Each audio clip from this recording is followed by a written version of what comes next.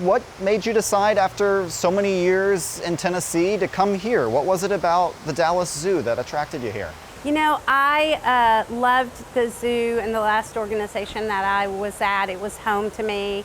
But I have always watched and admired Dallas Zoo from a distance. We're all the zoos and aquariums that are accredited with the Association of Zoos and Aquariums, we have a strong affiliation. So I've always watched and admired Dallas Zoo from a distance, and was a colleague and a friend of the predecessor here, Greg Hudson, and admired his work and the staff. And so when the opportunity was available, it was really just too hard to look the other way. What has it been like? You know, it has been, today actually is right around 90 days for me since I have been here and on the job. And it has been very fast-paced. Lots of really fun things have happened. We've had lots of babies born in the time that I've been here. We've been, you know, working and part of the city bond referendum, so that has taken a lot of time. But Dallas has just, both the staff as well as the community, the board, they've just welcomed me with open arms. So lots of listening, lots of learning. I still don't know my way around here the best, but lots of just trying to get acquainted and to become part of the community. And here at the zoo, to see, you know, what I need to do to help lead the team, where their needs are, and then starting to formulate plans about that. What are some of the things that fall into that category that you think the needs changing or adjusting, or you're excited to champion? You know, the staff is some of the most passionate and professional that I've ever worked with. There's an international reputation that Dallas Zoo has for staff expertise. But we, for instance, have been without some leadership in human resources. So one of my first priorities has been to find and fill that leadership gap. Also, just again, listening to staff and their needs, and I'm still in that process of listening and learning. Don't want to make changes too soon, but also want to grab opportunities and things when we can. So. Again, you know, with the staff as big as Dallas Zoo, I'm actually, you know, only at the very beginning of even getting around and hearing from teams. But they want access to me, they want communication, and so I've been making real efforts to be sure that we share news in different ways, that we have opportunities for them to be heard. And then just, you know, it's a big ship, so just trying to keep it going in the right direction while I gather all this information. You mentioned the reputation of the Dallas Zoo. There was a lot that happened last year. You're plugged in with the kind of zoological association. I'm sure you saw it in real time, but when this opportunity came up and you saw, you know, if you type in Google Dallas Zoo and click on news, you saw a vulture that mysteriously died, a big cat that got out, and 2 monkeys that were stolen. Did any of those incidents give you pause?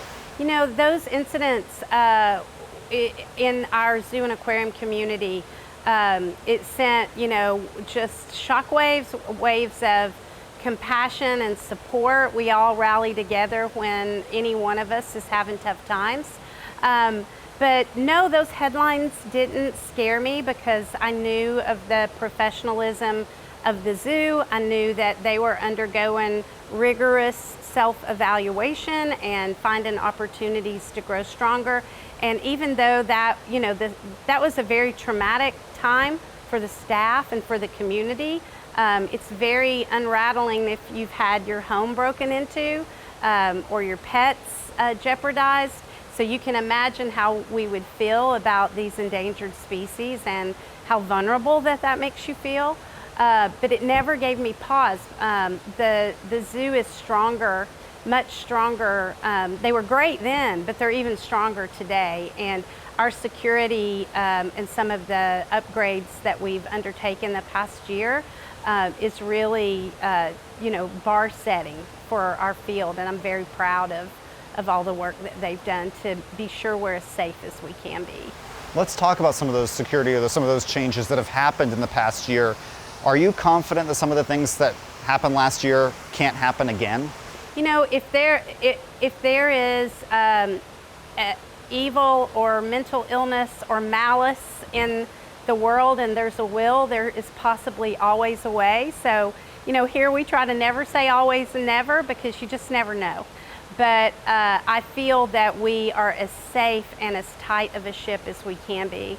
You know, we've added over 120 cameras all through the park.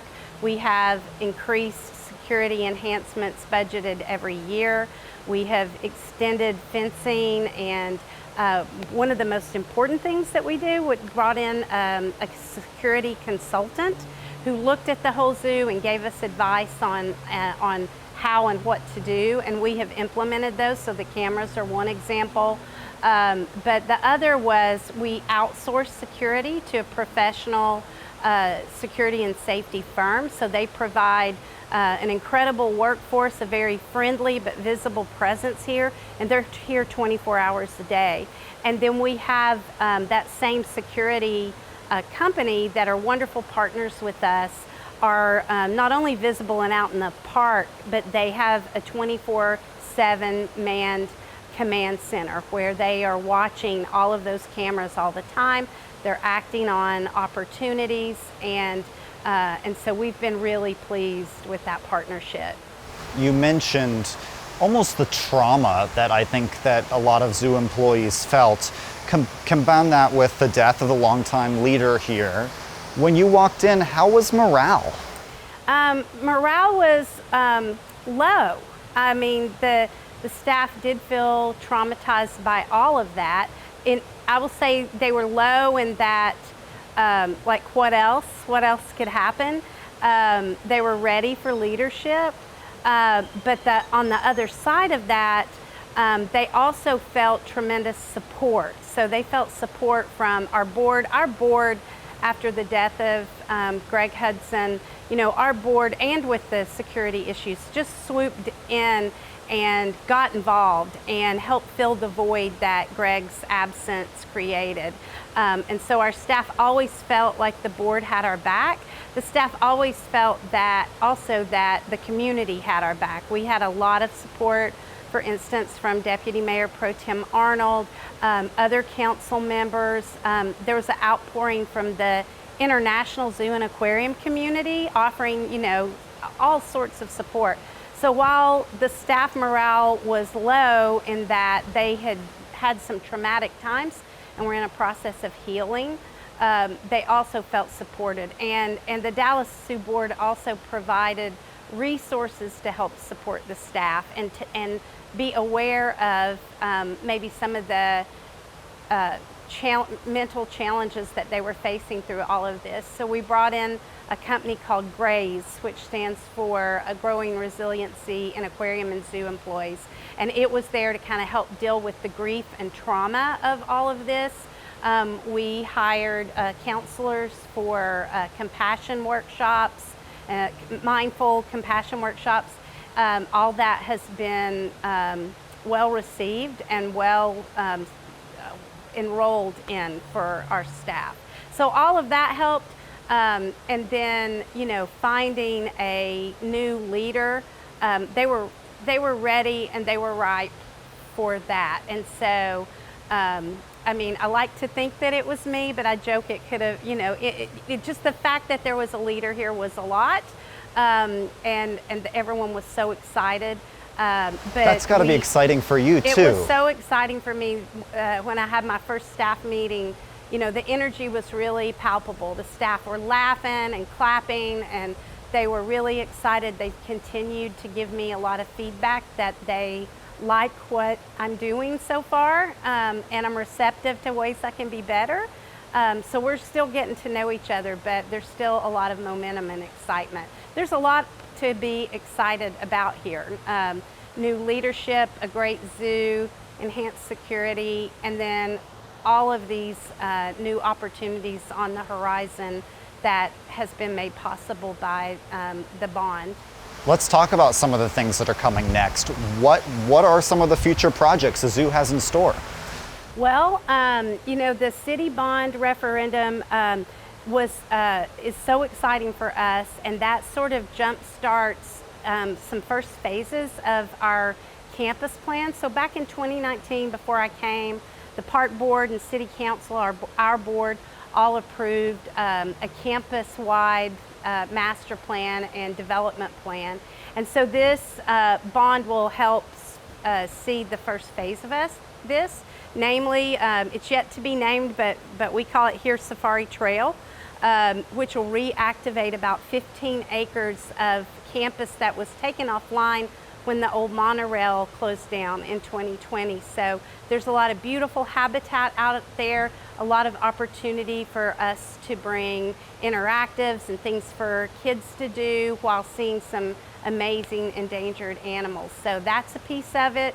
A new parking garage. Anyone who comes to Dallas Zoo on a busy day knows how we struggle with parking. Parking is a challenge here, and we're very creative of what we do. But this new parking garage will, that we are soon to break ground on any time, will help provide some relief to that, and it'll also be a connection for the community. It'll help with South Deck Park coming online and parking. It'll serve as a conduit for DART.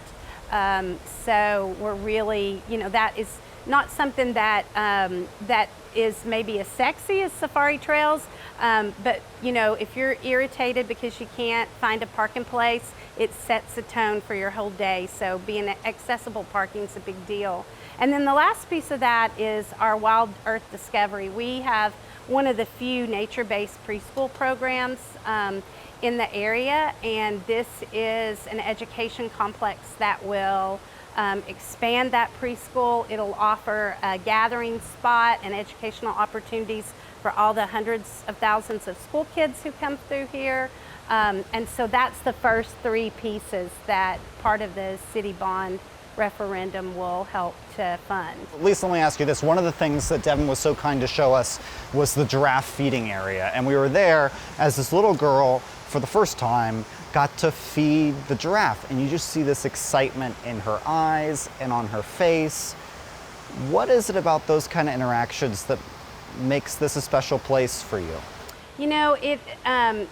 A zoo is a place that really connects the important conservation work that we do in real life time. And so, a lot of people come here and they may never get to go to Africa, they may never get to safari, they may never see a giraffe in the wild, but those experiences and those connections can create a lifelong interest and love in wildlife, and that's foundational to our mission. We can't save wildlife and wild places by ourselves or in a vacuum. We have to inspire others to care. So it's very exciting when you see children having those experiences.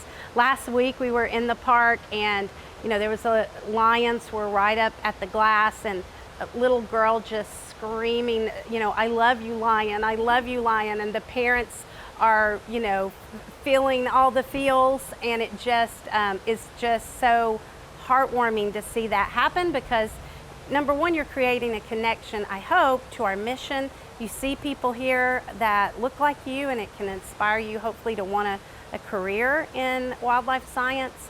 But also we're a place to bring families together and to create memories. So when people know you work here, they all have a story that they want to share. And so that's the other thing that we're about, is making memories. And that little girl will probably never forget that experience that she had with the giraffe. What is it like for you when you see someone's eyes light up like that? Well, it reminds me why I work here.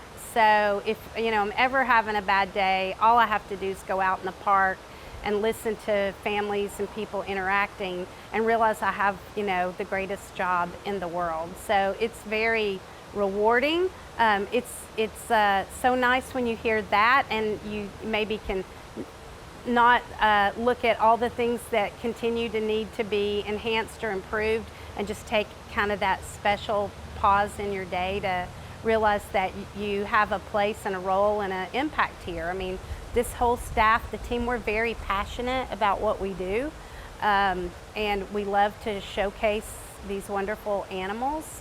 And so when you see all of that through a reward of somebody feeding a giraffe for the first time, yeah, it's really a priceless kind of experience.